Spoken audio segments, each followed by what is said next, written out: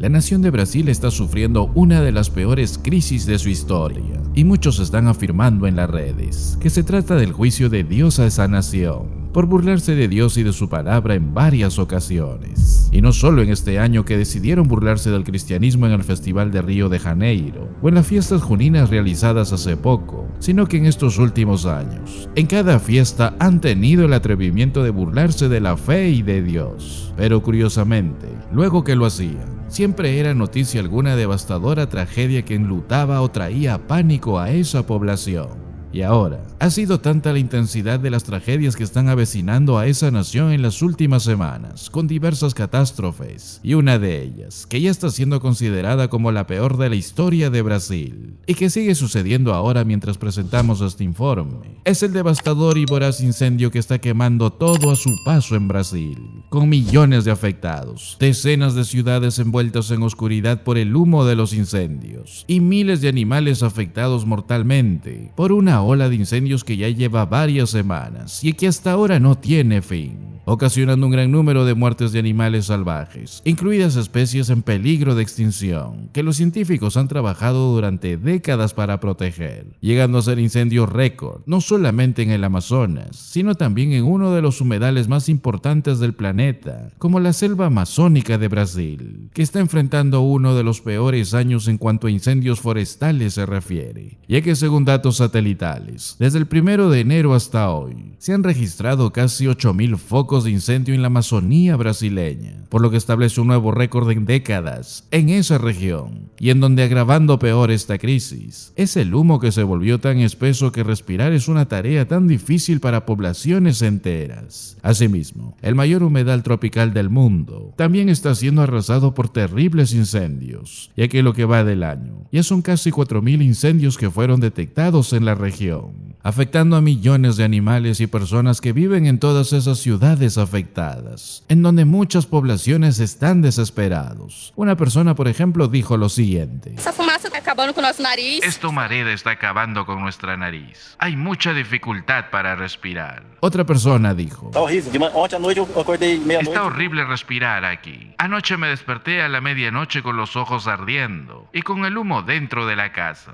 Otra persona dijo lo siguiente: Tá complicado o negócio dessa fumaça aí. Todo mundo está muy complicada la situación con esta humareda, peor aún para los que tienen problemas respiratorios. Si Dios nos manda lluvia, eso será bueno para la nación. Toda esta situación ha generado gran preocupación entre los habitantes y autoridades. En las últimas horas se multiplicaron las imágenes de intensas neblinas tóxicas sobre distintas ciudades en Brasil, en donde incluso lugares emblemáticos, como el Congreso y el Palacio Presidencial en Brasilia, fueron rodeadas de oscuridad como si se tratara de tinieblas a causa del humo de los incendios. Toda esta situación ha generado gran preocupación y alarma entre los habitantes y autoridades de esa nación. Para los expertos y autoridades, la fuerte e intensa sequía muy inusual que afecta actualmente buena parte de Brasil está trayendo como consecuencia que los fuegos se propaguen tan rápidamente. Estos incendios se han convertido en un desafío para las autoridades de esa nación, en donde han declarado estado de guerra para combatir estos incendios. Estamos viendo cómo la biodiversidad del Pantanal se convierte en cenizas, afirma un biólogo del SOS Pantanal.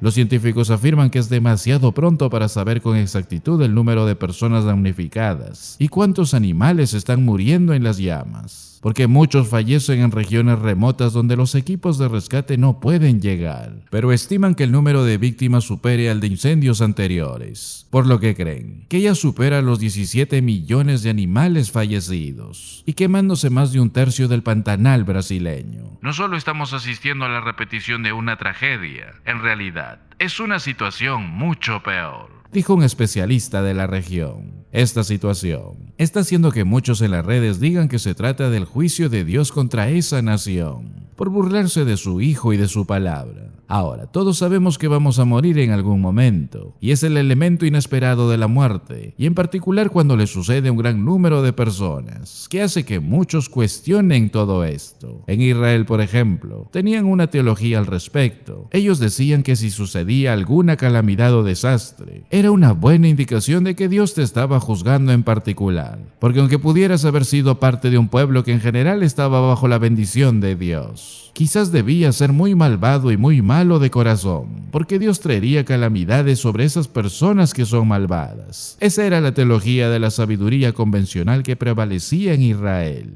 Y esto se remonta mucho tiempo atrás, al tiempo de Abraham, de Isaac o de Jacob, al tiempo de Job, que vivió en el periodo patriarcal. Sabemos que Job sufrió calamidades, todos sus hijos fueron eliminados, y sucedió mientras adoraban a Dios. Y luego perdió todas sus cosechas, perdió todos sus animales, luego perdió su salud. Y sus amigos vinieron a explicarle cuál era la razón de todo esto, y ellos iban a darle la teología que ellos creían. Elifaz le dijo: ¿recuerdas ahora quién pereció siendo inocente, cuando fueron destruidos los rectos? Es decir, le dijeron: Job debe ser una persona realmente malvada, y quizás lo estás ocultando. Y esto se lo dicen en varias ocasiones, incluso en el capítulo 22, siguen con ello. ¿Acaso te castiga, o viene a juicio contigo a causa de tu piedad? Están burlándose de él. Esa era la teología convencional. Si tienes eventos calamitosos en tu vida, este es el juicio de Dios sobre ti porque quizás eres una mala persona. Esa era su teología incluso en el Nuevo Testamento. En Juan 9 había un hombre que nació ciego y los de Israel le dijeron: ¿quién pecó, este hombre o sus padres, para que fuera ciego? Cualquier calamidad o desastre o cualquier enfermedad estaban relacionadas con el pecado. Pero el Señor Jesucristo cambia toda esta mentalidad y nos dice lo que realmente hay detrás de todo esto. Os digo no, antes si no os arrepentís, todos pereceréis igualmente. Esa es la verdadera calamidad.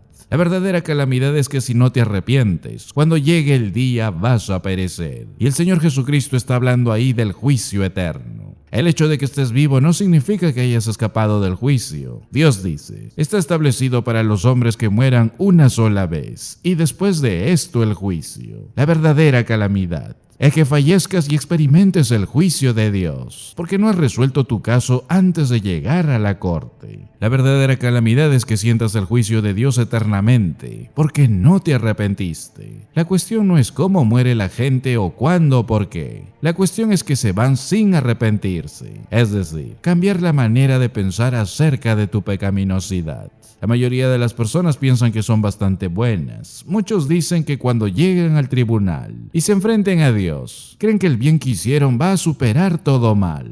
Pero esa es una actitud condenatoria. Dios nos dice que reconozcamos la santidad absoluta de Dios. Reconocer que si alguna vez hemos quebrantado una de las leyes de Dios, somos justos para dirigirnos al infierno. Reconocer que somos deudores de Dios, no solo en mala conducta o pensamientos malos, sino que es reconocer la corrupción del corazón y que merecemos el juicio de Dios. El arrepentimiento es que el pecador esté de acuerdo con la condenación justa de la ley, estar de acuerdo con el diagnóstico de Dios acerca de tu miseria y entender que no puedes hacer absolutamente nada al respecto. Y después, reconocer al Señor Jesucristo como el único Salvador de nuestra vida. Es un giro de 180 grados en nuestra vida, alejarse del pecado y volverse hacia el Señor Jesucristo. Esa debe ser nuestra decisión y esa debe ser nuestra firme convicción de compartirlo y proclamarlo a todos los que podamos, para que por gracia de Dios puedan hallar la verdadera salvación de sus almas.